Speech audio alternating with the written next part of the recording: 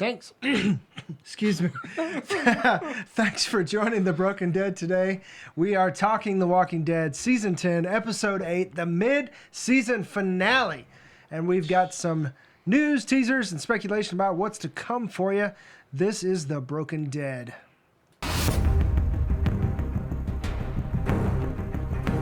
Hey, Walking Dead heads. I don't know what to call you. I don't think there's a name for Walking Dead fans.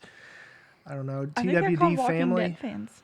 I always see the Walking Dead family thing. So hey, fam.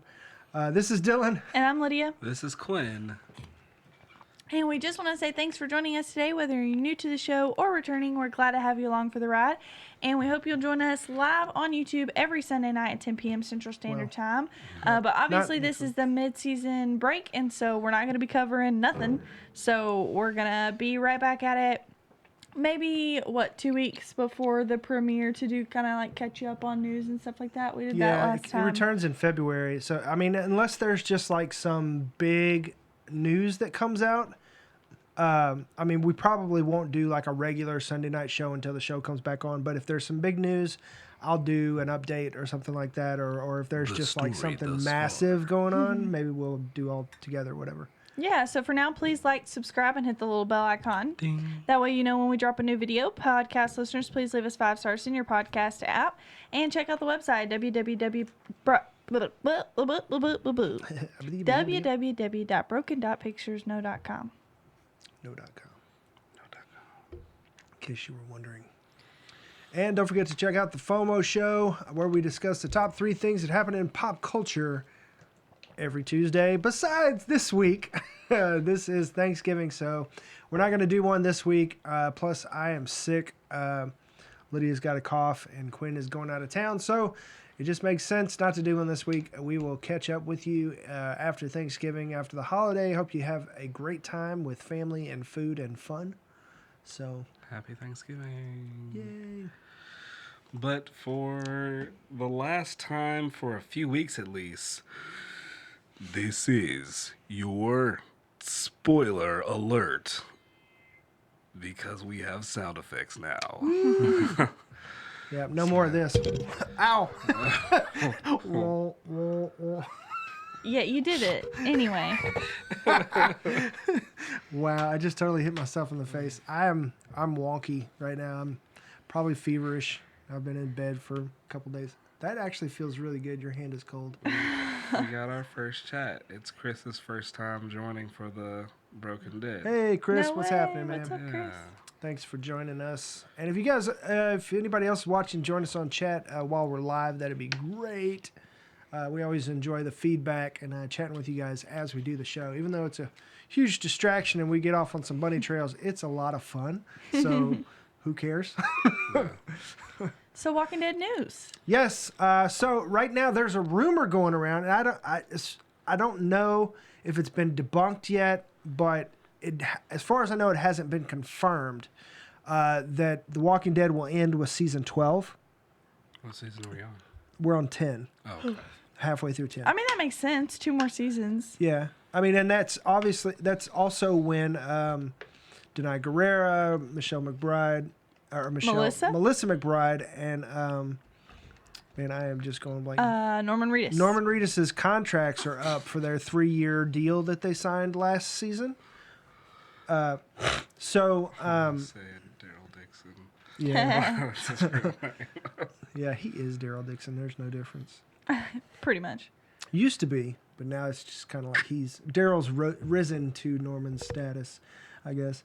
But anyways, this, to me, it seems like this is something being perpetrated by those rumor clickbait websites that are always posting stuff like that. But it seems to be gaining momentum and people are reposting and all kinds of stuff. But I don't think it's legit. And I won't believe it until, I mean, it kind of makes sense. So I think that's why it's making the rounds and people are reposting it. But until I hear it from a reputable source, like, one of the trade papers, like Deadline or Variety or Hollywood Reporter or something like that, or even Kristen Kuna on Twitter that does Business Insider, covers The Walking Dead, or somebody like that, then I'm not going to believe that it's legit. So it is what it is. Those things always come out. I'm sure they've been talking about that after Carl's death. Everybody was talking about how this was going to be the last season or blah blah blah, whatever. Yeah. But I mean, it's a new show. It's taking on a new life. And it actually, right now, it's got the highest ratings it's ever had on Rotten Tomatoes. Oh. So it's doing very well. And to be honest, Angela Kang has done a great job reviving the show, even though it did jump the shark and it's a different type of show than it started out as. It's still a lot of fun. It's still a great show. So. Ooh, there's some things about that I would like to point out later when we get there. Okay. Yeah. All right, so we also, during the episode airing on AMC, we got a little teaser, title, and date for the new show, the third show that's coming out. The Walking Dead World Beyond is coming out spring 2020, next year. Wow, spring 2020. That is going to be right after this season of The Walking Dead ends.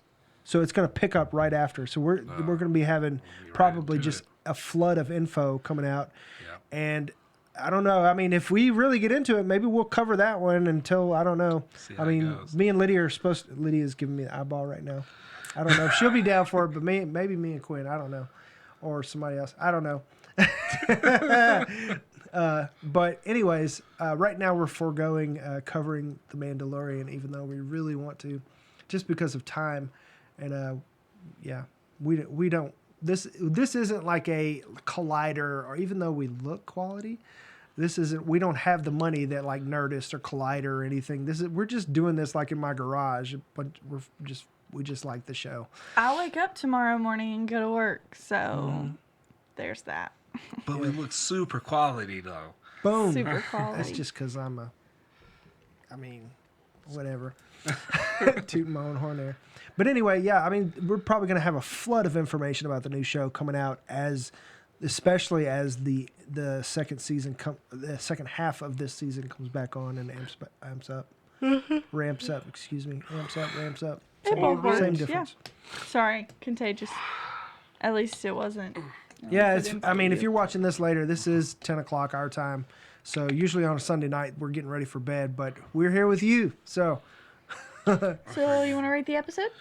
Oh yeah, sorry microphone. I'm gonna give the episode 8 rolling down into a Walker pits out of 10. Yeah. Any explanation, or are you good? Oh, just because overall it was like it was a good episode for the mid-season finale, and I really felt like for the first time in a minute, as far as cliffhangers go, that I'm like, oh, now I really have to watch and see what happens. Because it's not one of those things like, oh, why did you just cut it off right there? It's like, oh, that. And dang, this is really interesting. Yeah, I completely agree with you on that part. Yeah, I'll give it about 7.5 stupid carols.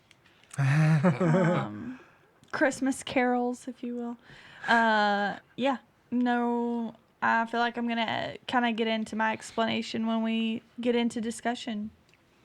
Cool. I'll say 8 out of 10 random libraries. Super random libraries. Yeah. So, yeah, we can get into that later, but yeah, I already said I agree with that. So let's go ahead and get into our discussion. Well, we got to do the intro. Right before that, let's do the excuse me, sir. I didn't mean to trample. Yeah, it's fine. It's fine. You must hear the silky voice. Maybe, because apparently someone We said can't even get started. It's like Pavlov. Like, I can't even get started without hearing that voice. Except that you tried. You're making me blush. All right, here we go. I'm backtracking. Episode 8, The World Before.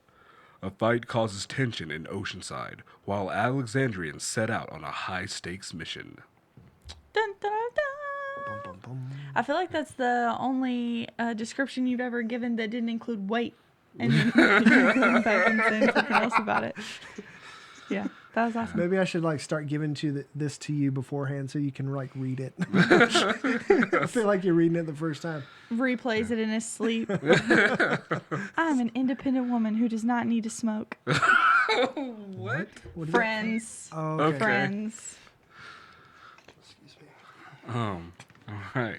Then the discussion. Yes. Yeah. I didn't really actually care for this episode so much. I mean, I gave it 7.5 because I felt like there were a lot of things that kind of left me on the edge of my seat for the upcoming season or the next portion of the season. But it did that so much that it felt like maybe it didn't do everything that it needed to do. Like our characters made some really stupid choices just to propel those things to happen. Yeah. So much so that, like, it seems so far away from the first episode this season that we got where we're training on the beach all together and things are awkward but good between Carol and Ezekiel, but yet she walks up to him like, "Hey, buddy, how's it going? I'm not even going to bring up the fact that you called me over to the radio and then didn't say anything." Oh, yeah. So I Ezekiel. feel like that was because she was so distraught, upset. Excuse me. She got the information she needed, and she's like, well, now my mind's set on revenge. I don't know. And, like, Ezekiel looked like just a tad bit of comfort, and she wanted to feel something else besides sadness. And Yeah. Which is fine, and I have no problem with that. But then she goes and she runs into a cave that just led everyone to death. And I she just... saw it. Yeah. She's just so full of it. With their interaction, I kind of felt like, because I was like, well, why didn't he tell her? Why didn't he say anything? Because that was like an invitation, like she asked. But it's like one of those things like, hey, how you doing? And you don't really want to know how they're doing. You just want to hear good and just like check that box, like I interacted with you, yay! You know, I think that's where I'm feeling it. I don't know. I'm glad Ezekiel didn't tell her, like, one, she doesn't deserve to know. Yeah. And two, like, why is that more than just his burden to bear right now? Like, Yeah. that's just causing her to, like, come back to the fold just to break her heart, you know? And, like, Yeah, that and- would feel almost like revenge in a way because she left. Yeah. How do you and, break like, that to? I mean, it's. Yeah, how do you break that to someone who didn't care about you anyway? Yeah. Oh, snap. The Well, only I other don't- person it that wasn't- knew Was Sadiq, and he's he's dead. dead. Yeah, and so and the only person that could treat him as well. So that pretty much seals his death. Unless good old Virgil comes back with Yeah, I some mean, stuff. yeah, they come back with a doctor. Yeah, if you didn't recognize him, he's from The Leftovers. He plays the dad Yes. on The Leftovers. Great His actor. name is... I really hope to see a lot more of him. I'm sure that we will. Kevin Carroll. Kevin Carroll.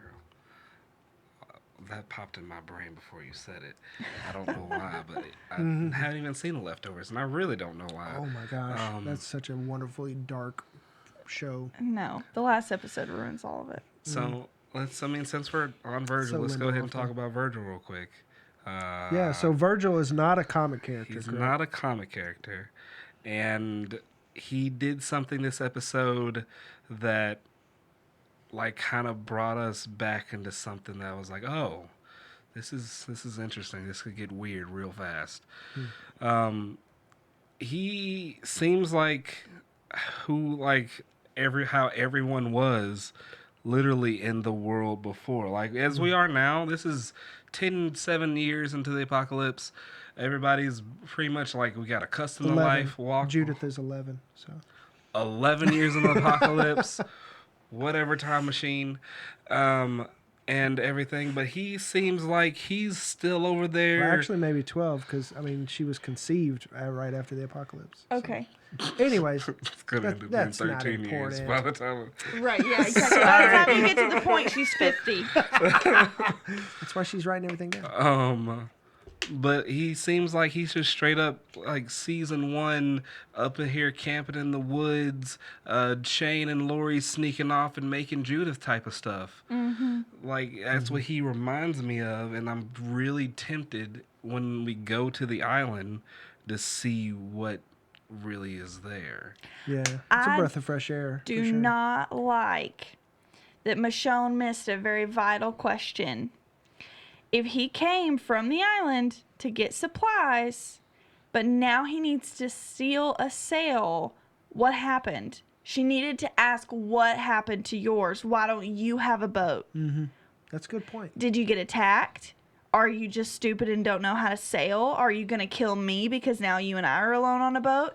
She needed to ask a very vital question. And so that's why I feel like they were caring too much about propelling the plot that it made our characters make stupid mistakes. That's not a mistake, Michonne. I don't feel like she would have made that. No. Yeah, that's a very good point. Michonne is a lot more, especially how they've set her up as like the head of security last season, and so paranoid about everything that I don't feel like she would have overlooked that detail. No, not at all. And I don't really care for that situation. It just felt really just forced a little bit. And like you can't forget those things. Someone who got burned and branded from your best friend before the apocalypse, you think she's acting so jaded all the time, as she should be, but then she's forgetting things like that. I did not care for that at all. The title "The World Before" keeps like popping up as like things you can say to this sentence. I really enjoy it. Like this was a good episode. Mostly because it was more action-filled than I thought it was going to be. Alpha didn't die, which is fine. We didn't see Negan anymore. I was kind of hoping for that to be like the jumping-off point. But like you said before, and this is what I was going to get into. Like you said before about this episode being more of a more grounded than like a who got killed type thing, you know? Yeah. And it really felt respectable, I guess, more respectable than like a clickbaity, oh, what's gonna happen? Now you gotta watch type thing. You know, it didn't feel as slimy. And it didn't feel sleazy, you know what I mean? As far as like trying to get you back or whatever. It's like you want to go back because there's story to tell and you want to know about the characters and what's gonna happen. I mean, I know they're all in a pit or whatever, and that was all kind of like, is this a mine? Is it a cave? Like, what the heck? You know, it looks like a set. But I mean, I really felt that it was much more solid as a mid-season finale. Yeah, but only because of the Michonne situation. Not because 6 characters were stupid enough to run into a cave. Right, that was kind of dumb. But I also want to see what's going to happen with Michonne, because I know this is her last season, and she's going for big guns, and that propels the story. And I also want to see what's going to happen with the Whisperers and Gamma, and did she know? Did she really know? I mean, was she still being played by Alpha? What's going on with Negan? Is he truly turned, or is he just infiltrating? But we didn't see Negan in this episode. Exactly. So, I mean, there's a lot... you do make a good point about there being a lot of loose ends not tied up, too. And they didn't set cliffhangers up for everything. Right. They only set it up for one thing and let that carry the show. That's what I didn't like about it, is that we saw Michonne, who we haven't seen for, 3 episodes? Yeah. And we finally see her, and it's such a big deal, and we spent so much time there that it took away time from the other places and the other people where I do feel like that should have been spaced out more. Yeah. And maybe, like, if you're not going to show a cliffhanger this episode for those pieces of the community, do it in episodes before. That way you don't have to visit it, you know, and, like, set up a cliffhanger for Negan beforehand. But instead they gave that to us in the teaser and for the next portion of the season, where you see him obviously without a shirt, looking like maybe he's got putting some skins on or something. I don't know. Something inside of somebody else. What? Like he's with Alpha? Alpha, you think? Whoa. Wow, that was very descriptive just then. But wow. How do we move on from that? Ew. So speaking of other odd couples, Nice segue there. Gabriel and Rosita are, like, I guess, completely cool now. I mean, yeah. Well, I feel they like had a fight. Come on, fights happen. I feel like she was needing what she wanted, and she was granted, I mean, what she needed was valid, but he was also going through stuff. And so they couldn't really be there for each other. But like her seeing him come out, obviously blood on his hands, that she knew what he had done. And she was like, that was what she needed to see that he handled the situation in the way that she needed. You know what I mean? Yeah. And that's why she came out, even though like you see a bonfire and nobody's watching. It's like, oh, what's going on over there? But I mean, it's just Gabriel destroying the evidence. How do you get the body out? Yeah, it's like, don't look. It's just me. Ha ha ho ha ha. It's the just second Gabriel. body. Do you get the second dead whisperer out of the jail without For anyone real. noticing? Like the sewers, maybe? I don't know. That is the second body. That's just becoming a death cell. Yeah. Unless you're Negan. Unless you're Negan. Lydia's going to come back and her room's going to be covered in blood. Can we talk about the fact that Daryl just straight up lit up during this episode? Oh, yeah. Like that he took that dried old weed from the top of the cabinet and straight lit up. He said, all right, I'm pissed, but I'm ablaze. Okay. And we didn't point that out, that during Carol's like little dream sequence, that all throughout the kitchen there was just like weed plants. Just like Somebody else did point it out, though. Yeah. That's why I keep bringing it up, because it's so funny. That's hilarious. Because that obviously wasn't part of the dream. That was legitimate. I don't know. I just feel like there was so much going on in this episode. Carol's, I love how Daryl finally confronted Carol and was just like, hey, you can do that shit, but you don't do it to me, okay? Like, I'm here. We're the same in that way, but if you don't grow up, I'm going to grow, because he's growing up. He's communicating his feelings. He's starting to care about other people, Connie, Lydia. And now she's ruining those things. And he's basically saying, like, hey, if you don't get it together, I'm going to have to leave you behind. Yeah. It's mirrored. Like, I think it's parallel with the same relationship, kind of like, almost like what he had with Merle when he was just like, all right, look, man, I've got to go my own way. I've got to grow up. I've got to move past this. Yeah. And Carol's like, going out on my own again. Yeah. And everybody was about to turn back. Everybody was about to go home thinking, man, that she lied to us. We failed. Alpha comes out the tree line. Alpha, Carol see each other again. This time, Carol's like, there's not a cliff in between us. I really don't like that she's never wearing a mask anymore. Like, she's always just bald-headed out there in the woods. Like, can you I know. And like, how... Like, even if she's got somebody watching them and she knew that they were crossing, like, how did she get out in front of them? Like, how was that set up? Like, I honestly think that Gamma didn't know. I think that Alpha was playing Gamma. Yeah. To play, like, she was playing both sides, knowing that Gamma would be weak and that she would tell where they were. And so she moved him. I think she had a general idea. And then she had like either a general idea or she knew exactly where they were. And then Alpha had someone watching her and then saw her see Lydia and then told her. Yeah. Alpha's much more of a chess player than the show is led on. Yeah. Oh, for sure. With Dante, with Gamma. Yeah. I don't like that we haven't seen Beta in a little while. Just because, like, his issues with Negan and how that's affecting, like, he knows that Lydia is alive. He knows that Alpha didn't kill her. And I just wonder, like, how that's affecting the other people. I mean, we saw in a couple episodes ago, or maybe more than that, people talking about, like, wow, they have a community. They're safe and stuff. And there was already dissension among the ranks.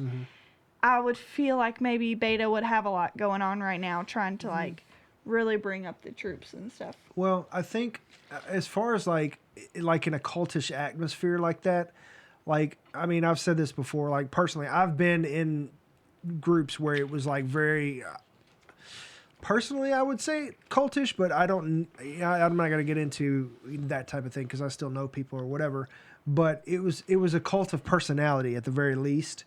And in those situations, it doesn't matter if the leader doesn't abide by the rules that the leader sets for everyone else, because they're the leader. They get to do what they get to do. Yeah.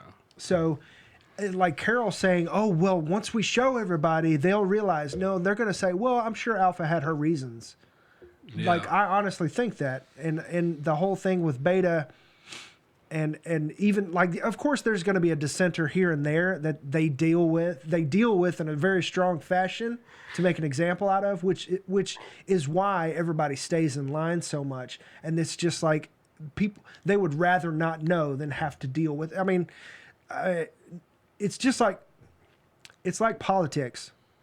You know, like people don't, I don't want to talk about politics. I don't want to hear about politics, because if you do, then you have to deal with it. And that's the same thing with Alpha. It's like people don't want to know. They don't care, you know, as long as they feel safe, as long as their lives aren't disrupted, they're not going to do anything about it. I think we saw that in the last episode where the Whisperer is eating the jelly on the toast and everything, and he's just like, and then we see Gamma eating leaves, you know, like they're choosing this lifestyle because it keeps them safe, you know. Obviously, they've been brainwashed a little, so much so that they feel like this is right and all of those things, so much so that they have to convince other people of their way of life. But I really just, I don't know how to feel about Gamma right now. I don't know if necessarily she knew what she was doing. Well, Gamma's about to die. I think so, too. I was really hoping that well, I don't think she knew that Alpha was playing her. I think she played right into Alpha's hands. Yeah, and that's why she's gonna die. Either she's gonna die, or I would honestly love to see Thora Birch join the regular cast, because I think after every group that they come into contact with, they've got to have some people join their group and make their group stronger, and it kind of justifies their being right or whatever in the big picture sense. Yeah. So I think that there's going to be some Whisperers, and I would love to. Obviously, Lydia is joining them, but right now, you know, she's having her crisis of identity, but she's just going to join the Whisperers. You said? No, she's having a crisis of identity. She's out there doing her own thing. She's going her own way. I get that, but you said she's going to join. No. I think overall, our cat is trying to climb on stuff. She's getting down. Her claw's caught. She's just swinging like Tarzan. That's a little dramatic. But yeah, I think overall, after she has her identity crisis here, that she's going to end up with our group. You know, she's going to end up back at Alexandria or Hilltop or wherever. But Two-Face. I feel like, so, I mean, with, no, now I hear it. Now I hear the voice that I hear when I listen to this later.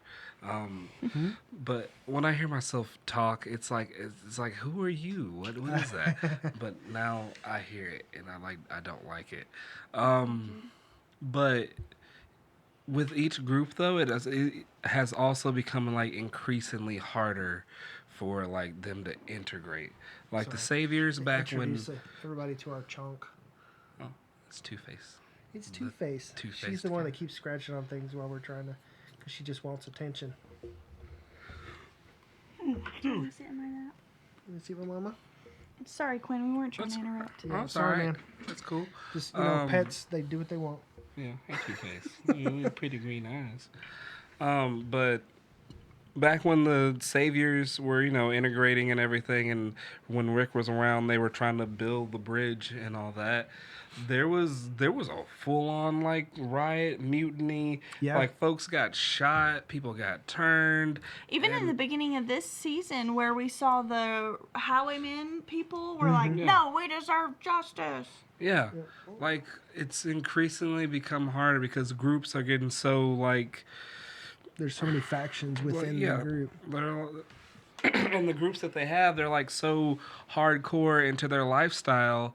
Like it's not easy for them to integrate into what is society. Yeah, now. and it's always so appealing to romanticize the past. And like when things go wrong, I mean, it's like the first thing your brain goes to is like the most comfortable recent time. You know, it's like, oh, well, I felt really accepted and a part of something when I was a part of this past situation or this group. And also, now it's things almost are like so you're not wrong. allowed to leave. It's like, okay, well, I can either be safe here and hate it and try and convince people of my way of life, or I can go out there and die. You know, there's no leaving this situation. Well, you I don't know, because I mean there are different communities, just like Eugene, you know, or Luke. Like, I mean, you can move if you, and there's But the different people types who of are government. upset about the way things are being run are the one. They never leave.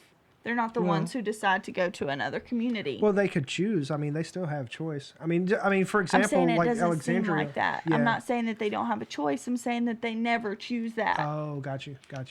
Yeah, but yeah, I mean, for example, you know, Alexandria has a certain type of government, and then Hilltop has a different one, and then Oceanside obviously has like whatever totalitarian thing that they've got going on. Or if you look at them crossways, they'll hang you up. I think it's called a monarchy when the queen's always in rule. Yeah. Just kidding. Yeah, I mean, there's totally different styles of government to choose from. If you don't like one way, you can go to another one. I really like that they showed Rosita having to go through that struggle of killing Sadiq and killing Dante, or not killing Dante, but beating him up, you know. And Yeah, and it had to be her to find Sadiq. Like, that was such a good play, I think, for the writers. Yeah. For her, you know, her story. I mean, just, man, that's so rough, and that's so interesting for her characters. Like, where is she going to go now, you know? including the situation with Abraham. Like, you think about her past and her situation with Sasha and Abraham, and now she's going through this crazy thing with Eugene and having to kill Sadiq and but being with Gabriel. Looked like in the teaser that her and Eugene might actually be. Yeah, did y'all see that weird look she gave him? Yeah, it's like they were really close to kissing. It looked like. I was like, wait, what is this? Is my feeling? Is it Yeah. actual chemistry? What is happening? But also, like, Rosita, keep it in your pants, girl. Jeez Louise. Well, she. It's like that meme that's like all the dudes looking back at Rosita. But she's always been somebody that's attracted to power. But I think now that she's got a baby, her Two-Face. I think now that she's got a baby, like she said, her whole view of things are changing, and now she's looking for stability. And who's always been there? Eugene. Creeping over the bookshelves. Always there. Even when times you don't want him. Yeah, what a freak. That's a good point. Yeah, I don't know. Eugene's grown a lot. I mean, it's from that point. It's probably been like 6 to 8 years. They're only doing it so that they're gonna kill him.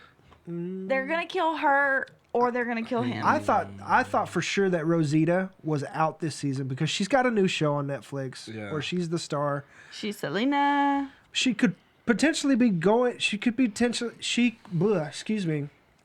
could potentially be filming between. And have like an opposite schedule and just be working, you know, all throughout the year. It's not like she really has to change anything for it. Yeah, and she's not a main character on.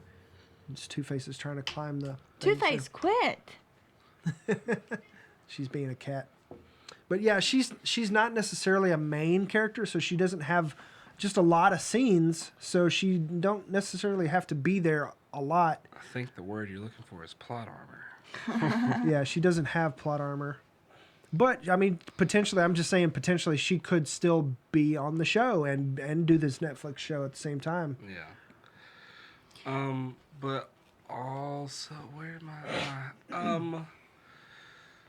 Real quick, jumping back onto Eugene. I don't know about y'all, but I cracked up at Sadiq's funeral. Not because I thought Sadiq's death was funny or anything, but because Eugene was there and like he had his hair, and I was like, oh, I guess he cut his hair, and he turned around. It was just the ponytail all the way down his back, and I was like, it just showed up out of nowhere. I couldn't hold it in. It's been there he's had that for a while. I know, but I thought it was gone, and then he turned around, and it was just there. I will agree that they did. It looked like maybe they did something different with his wig this last episode because it looked so out of place. He had like his little front mullet going on, and then just like rat tail braid. Everything from here back was pulled back into the braid, and everything in the front was normal. normal for a guy, but it definitely was like your mom's 80s haircut where it's layers upon layers in the front. And then she didn't know what to do with it that day, so she braided all the rest. It was pretty rough. Almost like he still just got the mullet back there, but they had to put some weave in there, some extensions, and just braid it all together. It just was not done very well. I liked this episode. The fact that he's probably doing that himself. He is not. I don't know. He's Eugene. He's a pretty capable guy as far as like technicality and things like that. Yeah. So I don't know. What? I wouldn't put it past him. It's like I want to put my hair in a braid. And I'm gonna learn how. And you sit there for hours until you got it right. But it's not Eugene. It's Josh McDermott over there braiding his own hair. Well, I'm just saying for the show, like whatever. I don't think so. I think he definitely has somebody putting his clip-ins in, braiding it. Yeah. He might have sew-ins. I will say for the funeral, it was nice to see other people that made the trip there, even though it's taken Michonne like 3 months to get to Oceanside. Like, goodness gracious, they were back at Alexandria before Michonne barely even knew that Sadiq was dead. Mm-hmm. I don't know. I really liked the scene with Gabriel when he's throwing the dirt on Sadiq's grave, because then later we see him looking at his hands, the same hands that threw the dirt on his grave and mourned his friend's death. His friend that was like a brother to him, he said. And then we see his hands covered in blood from killing Dante. I thought that was really impactful, that, the same hands that mourn your brother are the same hands that kill his murderer. These hands, these strong hands. Sorry. Never ending story. Anyway, that's a very good point. I'm sorry, I didn't mean to diminish that. No, it's fine. It's gone. It's dead and gone. Sorry. Yeah, so I mean, we've kind of been all over the place, but I did want to say that I feel like one of the reasons why this episode didn't feel so impactful is because there was a lot of leaks already. Like the first minutes that explained everything that happened with Dante was out like almost immediately. Yeah, he sent it to us and didn't even say anything about like, oh, this is a spoiler for next episode, or oh, you might want to look at it or something. And I watched it and I was like, that's everything. They put it all out there. First minutes, nothing. Well, because we missed the little sneak peek on the Talking Dead, and I thought honestly at first that's what it was, and then I realized, oh, this isn't even the right account, because I saw it and I got so excited I just sent it, and then I was like, oh, this is like a not an official account. But it was legit. It was the first. Oh yeah. Full pre-intro. Wow. Yeah, it was all the minutes. Like, I mean, they ended up eventually actually posting it, but sorry, Two-Face is just being a turd right now. She's getting into everything. She probably wants us to feed her a little chunk. I did before, so she wouldn't. She can be scratching on the door now. Well, I didn't close it all the way. Yep. This is what happens live. I mean, you get to be part of our lives and see the ups and downs and the fun parts. Anything could happen, folks. We getting any chatter over there on the... Not in a minute. They left us. We're boring. Left us hanging. No, I'm just kidding. Two-Face isn't exciting enough. We've got a dog, too. Sorry. We have a ghost in our house. We're on it. What else happened? Grown Man Judith is still Grown Man Judith. Oh my God. Like, Virgil, smooth. Yeah. There we go. Check out the merch on the store. Grown Man Judith. She, as Virgil said, she is a demon with a sword. Yes. A young demon with a sword. But we all know she's a grown man. Yeah. But yeah, it was real fast. I'm sorry. If you want to get this merch, go to streamlabs.com/brokenpictures/merch. Or you can just go streamlabs.com/brokenpictures and then click on the merch thing in the corner. And those are there. But yeah, Virgil said she's a young demon with a sword. Michonne said, don't take it as a insult. It's meant as a compliment, because in these times you have to be accustomed to violence. which I feel like Virgil might be a real murderer. I think so too. I think he's got a whole governor daughter where she's a walker because he's like that. He is just so intense about the fact that the book is for his daughter. Yeah, and it's a book of maps. Why isn't his daughter with him? Or maybe it's super sad and she's paralyzed. Oh, and they do live on a naval base. That was proven. Like I was gonna go look up like what is that place, but they said it in the show. It's a real place. Yeah. So I mean, like, what kind of quote unquote big guns do they have? Are we talking about cannons? Are we talking about like machine guns? Yeah, because that little buoy boat she taking over there is gonna be able to carry all them guns. I know. Back. It's like, how are they going gonna get that back? Like, I mean, you could barely fit her and Virgil in the boat. About to turn into Rambo? Like, what's going on?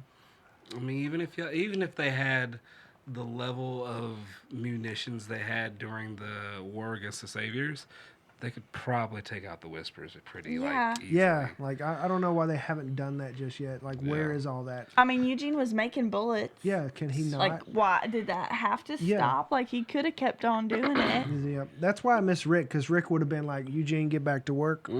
But Gabriel's Bring your over there pickles like, back over here. Gabriel's over there, peace, peace, peace. Dante, peace, peace, peace.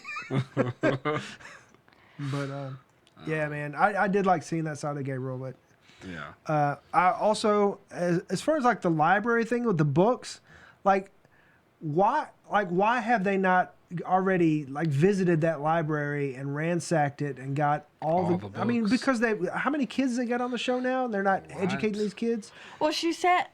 Judith said I've read almost all the books at Alexandrians, so there's obviously a lot of books. It was meant to have that impact.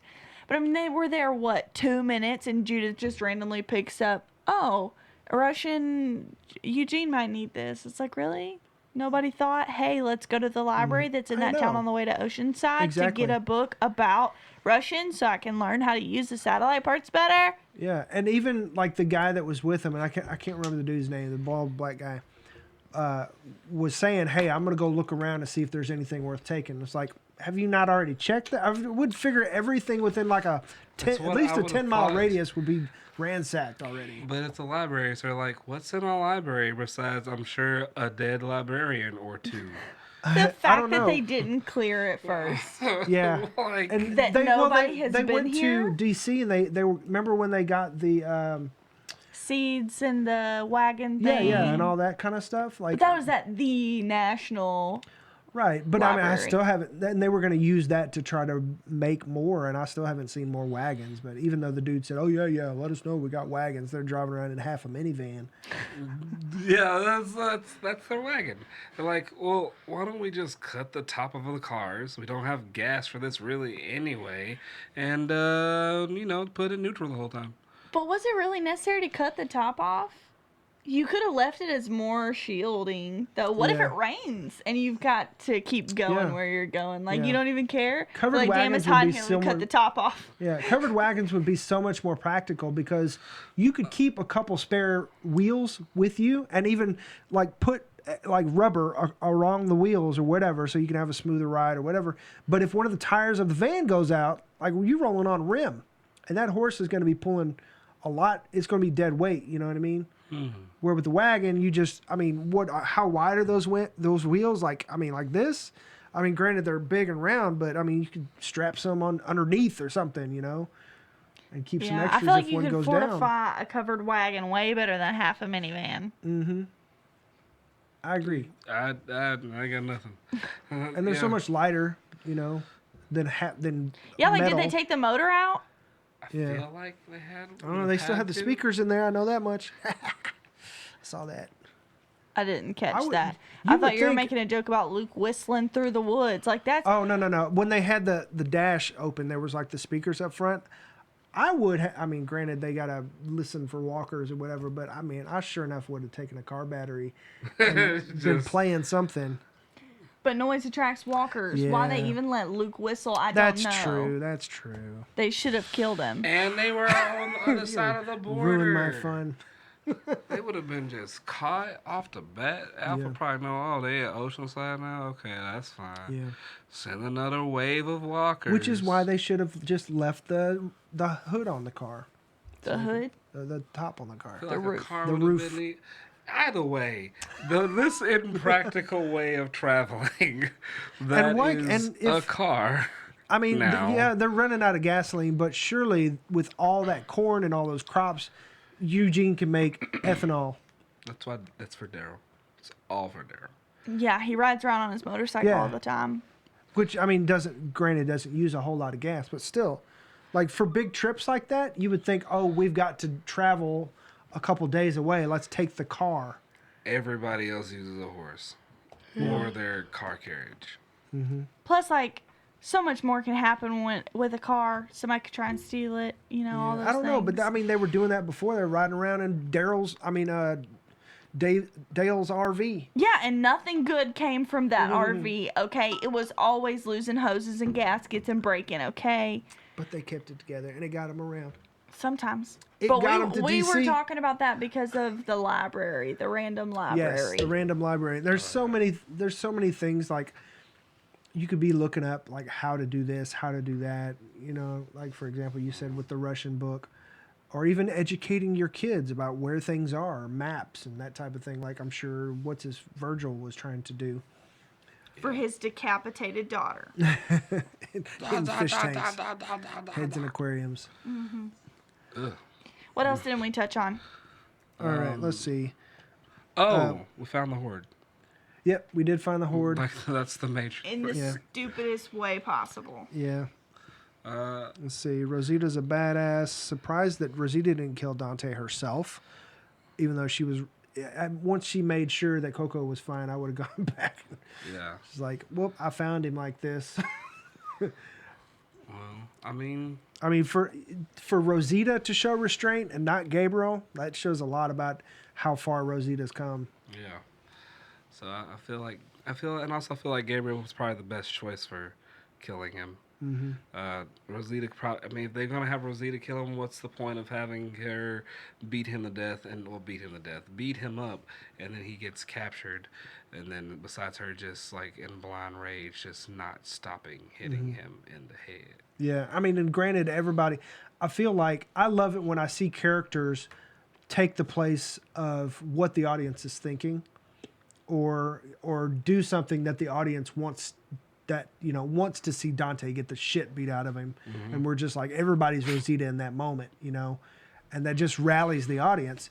And for example, when Dante's talking about, oh yeah, Sadiq this and Sadiq that, and Gabriel's like, why did you save him just to kill him? It's like everybody's thinking that. Two-Face.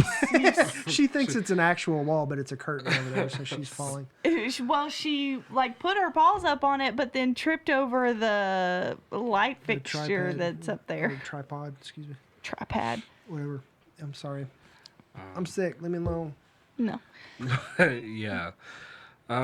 Anything? I thought you were going to say When Rosita yeah. kicked him in the back, and she's Yeah. like, "Oh, you love Sadiq?" Pow. Yes, I wanted to see that. Yeah. And how hard Aaron took it. Yes, I felt justified because I've been talking Aaron up the past few episodes. Like this dude is wasted potential because he was there from the beginning, and they actually got into that this time, where he actually, like, first time we've actually seen him sit down and talk to his daughter, and Yeah. like and we did get some like how they educate him type thing, playing games with like, okay, what's the capital of this? Like capitals are even a thing anymore, but maybe one day, I don't know. But it was nice to see. I really think that little story that he told her about the little town, The tribe. the Indian village or Native American village that they came upon, and he just, there was no story, there was nothing to tell, and it's like, maybe that's how the series ends. I think that's what he's feeling. Like, we're just a village that thinks we're going to be here forever. But in reality, there's more, that comes after us. And I think that he was kind of... He's feeling very insignificant. Yeah. Oh, dang, that would be kind of like super extra poetic, like they do one last episode, few minutes of the last episode, like Alexandria's abandoned, and you see in the distance this actual like built little city, and then like someone's riding in, and it's like actual grown man Judith. That's what I was thinking. It was Judith with her kid. Yeah, it's like this is where it all started. This is where your grandpa lived. That would be just like the comic too, where Carl's sitting talking to his daughter. Yeah. Oh, that would be great. Ah, I want rights. Give us royalties for that. Writing credits. what else is there? Oh, the horde is a real horde. That was one thing I really did like. Once they were all like finally down there and everybody realized, oh, we fell, that word. We fell into this hole, but Daryl was the first one to get up. I just want to say, sidebar, so many people trip and fall with their weapons in their hand. Like, where the red fern grows prepared me for more death for people falling on their weapons. Wow, spoiler. Gosh. But, I mean, it's the only person I can even recall falling on their weapons was Kelly. Like, when she tripped and fell and actually cut herself. But so many people fall and they got their weapons. Did he have his blades at the end of it? Because he was up there like, yeah, he was walking in like this, like he was actually being slow, and everybody else just, oh boy, Carol, come back! It was such a Scooby Doo moment. It was so dumb. I kind of really thought like right before he walked in. I'm sorry, I did like Luke as Shaggy in this episode as well. So why did you do that? Oh my gosh, bro! Oh man, zoinks! So, and then Judith is like, Jinkies, map book. Anyway, no, I'm sorry. she did the most like cold. She did the coldest thing to Virgil. Like she's like, "Can we have a moment?" And I was like, "Can we have a moment?" Judith got up, held the book wide open in his face, and then closed it and walked away. Yeah. I would almost think that moment was like, because it was like southeast U.S., like Florida and all that. So maybe that's. I'm sure that people are going to be picking that apart. Like, they're showing us where the next show is going to happen. I doubt it. Well, I mean, they already found out. They already saw that the books that she was reading name was The World Before, which is the title of this episode. So that's impactful in and of itself. And I really appreciate that they're putting that much thought into things. Yeah, I do enjoy that. But the Horde. Yes. Yeah, sorry. the Horde. Back to your original thought. We finally found the Horde. It is actually a Horde because we thought, that Alpha could just be lying and like what she was sending was all she actually had. They just like got some, sent some, got some, sent some. But it's an actual Horde that she hid underground, and I super thoroughly enjoyed the scene where like they were all standing up there on the little rock, and then you see all these hands reaching up, or trying to climb over each other. And I was like, oh, dang, y'all are gonna die. So, and that one shot though was just kind of my favorite shot. Two things. One, super ingenious way to trap them, lead them into that thing, and just watch them. Boom, boom, boom, boom. So there's got to be a way for them to like grab something on the side or get out of the way. Yeah. Just let them keep walking. Two, how do you get them out of there? Well, I'm sure there's like a tombstone kind of thing rolled in front of the cave or something where they let them in and they just covered it back up. That's good point. That's like what I kind of Which means there's another way out. They just gotta find it. Yeah. But when they do, they all gonna yell at Carol. Yeah. Bet She's money, just gonna line up for the butt whoopings. Bet money Alpha's already got like an attack planned on the communities, and they're gonna get out in the mix of everything getting attacked. And Beta's probably gonna be like, okay, cool, let's go. And Beta versus Daryl too. Oh yeah, they're definitely in trouble for crossing the border. Oh yeah. Not just crossing. Carol chased her. Yeah, straight up. Like, why didn't she just go, whoop? I know, yeah, exactly. Because she wants to cut off Alpha's head. Like, she wants, like, this is what you did to my kid. Wha! You could have at least slowed her down. She wants the Shoot her in the satisfaction leg. of putting her hands on her. Yeah. That's great. Walk over when she's bleeding to death. She's not going to die instantly. Yeah. I hate that. Stab her in her bald head at the very least. At the end. Yeah. I think that's it. Yeah. Let's see. One other thing. When Michonne answered the radio and they were in the library and she was like, okay, Michonne and Judith listening. And then the very next scene where she's telling them, "Oh, Sadiq is dead," we see Judith's reaction, like, like she didn't know, like she wasn't standing there, like so. I felt like that was kind of a little mess up, but I don't know. Those things can easily be explained by just saying that she walked away, or us seeing her start to turn. Why would she walk away if she prepped? I don't know. I feel like if that was the scene, if that was the case, they should have said that. That's why I'm saying that all they had to do was do that. Right. Yeah. Excuse me. And also, I feel like the conversation started like with Michonne, whoever's on the other end. We found something out about the Whispers. It was Dante, and then she's like, "Wait, what?" And then she walked away from Judith, and like Dante was a spy. He killed Sadiq, and then everybody went back. Well, I mean, she didn't have headphones. I'm sure like you people in the library can hear. I don't know. They couldn't hear Luke yelling. Yeah. They didn't hear Luke yelling until they didn't see that a real human being, Virgil, was obviously camping out in the library when they walked in. They didn't even do a sweep of the building. Yeah, which is super hardcore foul, Walking Dead foul, big time. Because that's like, I mean, what is the first like 6 to 7 seasons? That's how everybody died. It's like they didn't sweep it well enough. And like we get the first episode of this season was them on the beach learning like techniques and movements together and how to clear the boat out and all those things. And like, really? Y'all didn't walk in and see if anybody else is there? I'm not even in the apocalypse, and I do that. You walk into a building, you look around, and you see who else is there. That's, I mean, Zombieland. The That's rules just human always beings. have an exit. Yeah, come on. But I would love to see those worlds collide, by the way. yeah, Be boy, super howdy. cool. I mean, they're trying to get Luke to do it. Just like a number 3 written on a car that they pass. Yeah. I mean, in the Zombieland 2, there was a little call out with he was reading the Walking Dead comic. Was he really? Yeah, and even in the trailer, he was like, super unrealistic but very entertaining. He closes it, puts it down. Let's see. There was, oh shoot, where'd he go? Oh, we finally got Michonne on a boat. Yeah. So in the comic, that's her how story. She yeah. goes to find the other communities, and this guy could be part of the bigger community that is tied to Rick and all that. So this could actually, like, how do you guys think as far as like theories go? I did want to get into this.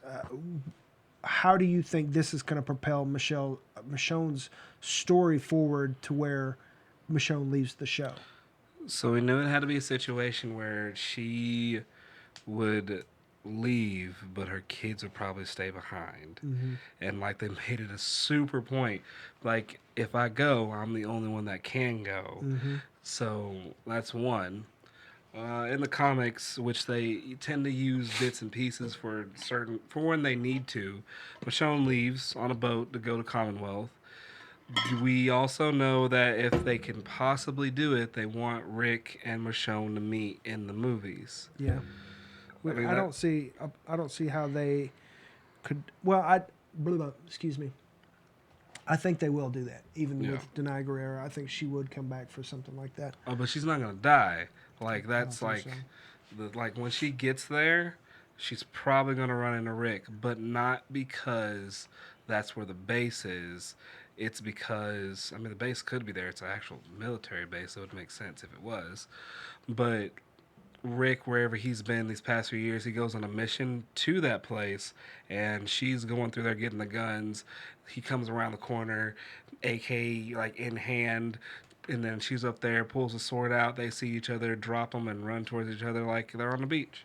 But That's a bit, does he have amnesia? Like, why wouldn't he try and get back to them? especially being so Because close. he's on a mission that could not only make like his life better, but the rest of the world's better. But that's why Michonne made the point this episode of you need to tell me where your family is, because if you're gonna stay here, they don't deserve to be sitting around thinking that you're dead. Don't do that. And to that's them. why she made that point, because if that's what Rick's doing, so I think that they're gonna have to like come up with something. He's gonna have to have amnesia, otherwise I'm gonna be pissed the hell off. Yeah, I think I think they're gonna pull from the comics, and when she gets there, she's gonna find his name on a board. And right now the reason she's not taking Judith with her is because she's already separated 2 days away from Judith. She's not going to feel like she's going to feel like, okay, well, Judith is in safe hands. She's good. I need to pursue this now because, he was just here like the other day. Well, I've got to go catch up to him. And so there's no time for her to go back and get Judith or whatever, something like that. But because in the comics, she goes to the community or Commonwealth or whatever and sees her daughter looking for her on this board, correct? Yep. So that could be Rick, where she sees there's this board and there's a reference to Rick where it's undeniable. It's Rick, Yeah. Or she's out to sea, and obviously Virgil's boat got messed up somehow. We hear the thunder rolling into Alexandria. A storm comes. A bigger boat picks him up, and the person giving her the get you back to life maneuver is Rick. Okay. Mouth to mouth? Whatever you do when people drown. Yeah. CPR. Yeah. So this community seems like CPR certified. Excuse me. All right, so that does beg the question: if this community is connected to the other communities, why does he have to go out? Yeah, that's what I thought too. That's why I think he's crazy. Yeah, he's the crazy one.